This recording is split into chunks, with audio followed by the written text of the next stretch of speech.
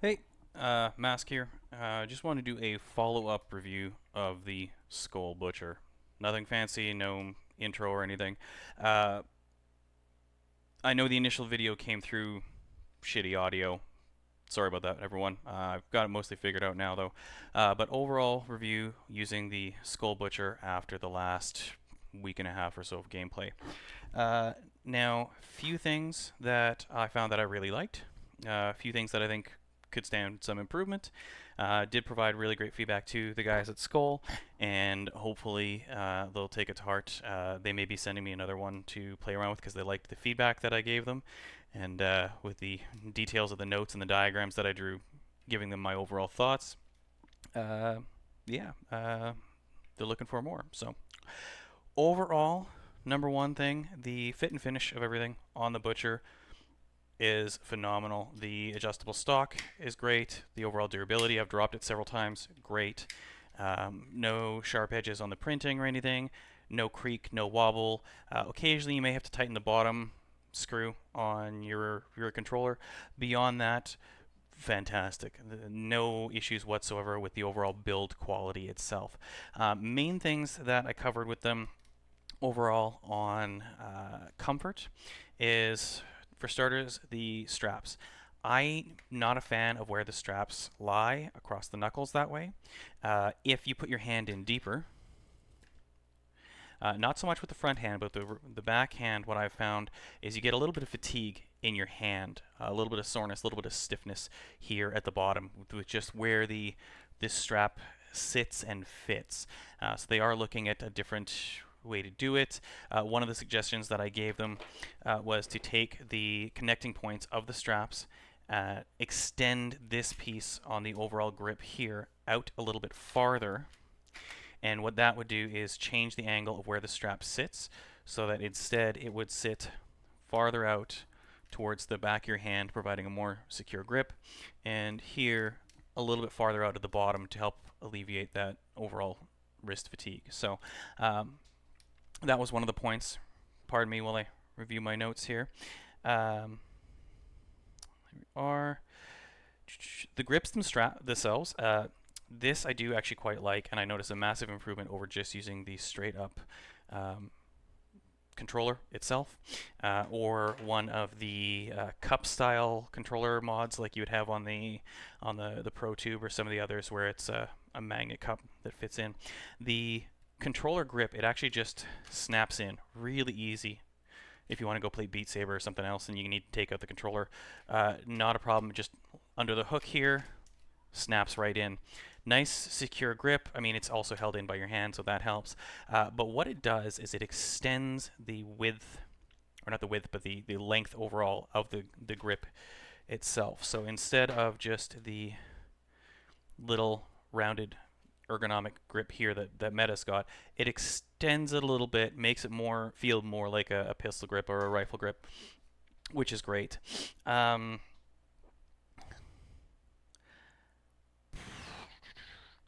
Obviously, the overall improvement in consistency and accuracy that you would get from any kind of external stock setup for your VR setup is noticeable. But one thing I did also notice improvement is the speed and usability overall of your tactical items. Now, mainly I play Veil VR, so your grenades are on either wrist. Being able to just grab the controller, pop it off, grab the grenade, toss it, super easy. With the tube style stocks, you gotta pop it off the main stock, reach to wherever on your body it is. You've got the stock itself getting in the way. Like if I'm trying to use my right hand to grab it, well then the left hand is holding onto the stock and it's sticking out backwards, and the range and everything.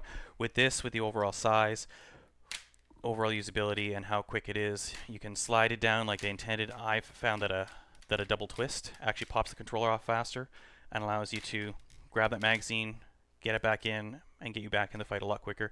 Definitely noticed a lot of improvement in the speed reloads and whatnot, versus using the tube stock, because you're also not struggling to figure out where the cup is. Even with the magnets in there guiding you a little bit, I did find sometimes it is a bit of a struggle, whereas this, I just bring it up to the front of the rifle, and that's it.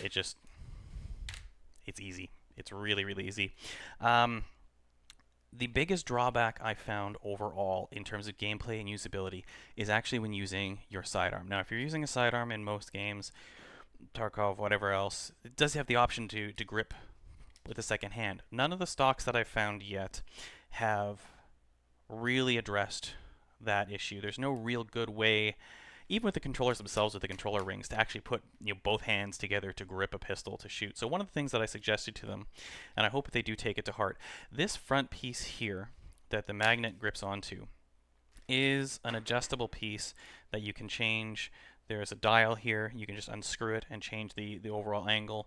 You can change the overall length. But if they added a second piece like that to this spar, I guess we'll call it, this spar, this connecting bar here, if they had that in there, what it would allow is a stable second grip position that would just be held in by the magnet, and you wouldn't really have to worry, and it'd be a lot more stable, a lot more usable for pistol shooting. So that's one of the thoughts. Again, it's not really a fault so much of the Butcher itself, so much as it is all VR stocks and just the nature of VR as it is. Because when you're using an actual pistol, it's both your hands are on the one grip on the one weapon. You're not holding two things, one in each separate hand. So overall, yeah, pistols could use a little bit of addition.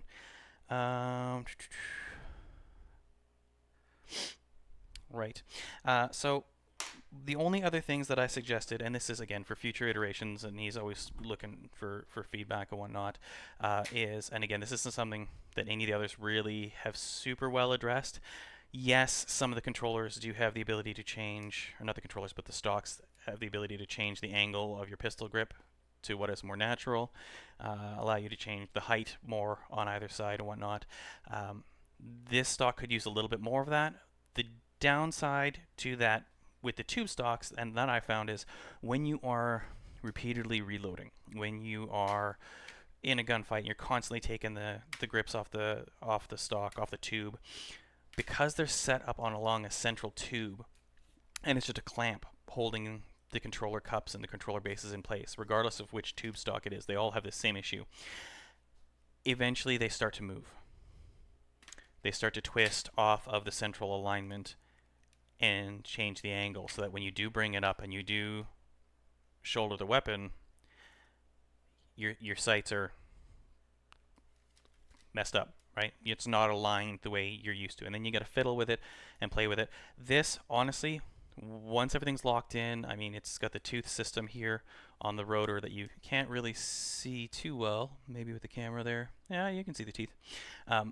It locks the position in place really, really well, with the screws on the sliding piece here to change the overall length of the weapon. Once it's screwed down, again, it doesn't move. Like, you can reef on that, and it doesn't move at all, and that's fantastic, right? The piece itself has guiding teeth inside, and there's a channel right here as well, so that the pieces don't move. I could show you a whole bunch of gameplay. Honestly, the gameplay itself doesn't really show much other than the overall increase in consistency of aim, but you won't notice so much of that because I've already been using other stocks for the last couple of months anyways. The Butcher itself, though, feels better. It feels more solid. There's less creak, there's less wobble, there's less readjustment. If I take the controllers out, I can use them on their own. They don't have big bulky cups or attachments on them. They literally just pop out of both pieces. If you are looking for a really solid VR gun stock to use that is not going to let you down, that is going to be durable, that is going to be stable, the Butcher's it. The nice thing about the Butcher 2 is you can get it in a couple of different configurations. So if you don't need the full stock, you do have that option. If I pop this out here, I can actually show you sort of what I mean.